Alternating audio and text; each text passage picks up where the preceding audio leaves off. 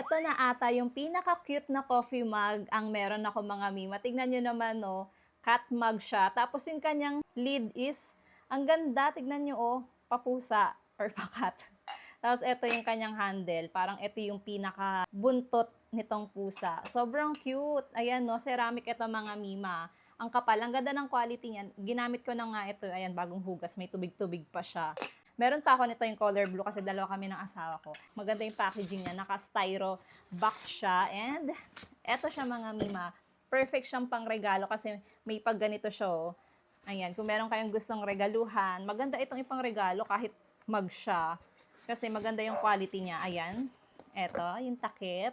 Ang cute ng takip niya. Eto yung mismong mug. May bubble wrap pa yan. Color blue ito mga mima. Ito yung sa asawa ko. Ang kapal ng kanyang mug. Ayan, tignan nyo naman, oh. 'Di ba?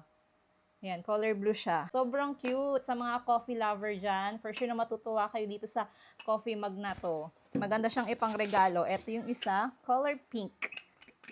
Ayan. Ang kinaganda nito mga mima, microwave safe siya. Sabi dito sa kanyang product description, basahin natin na.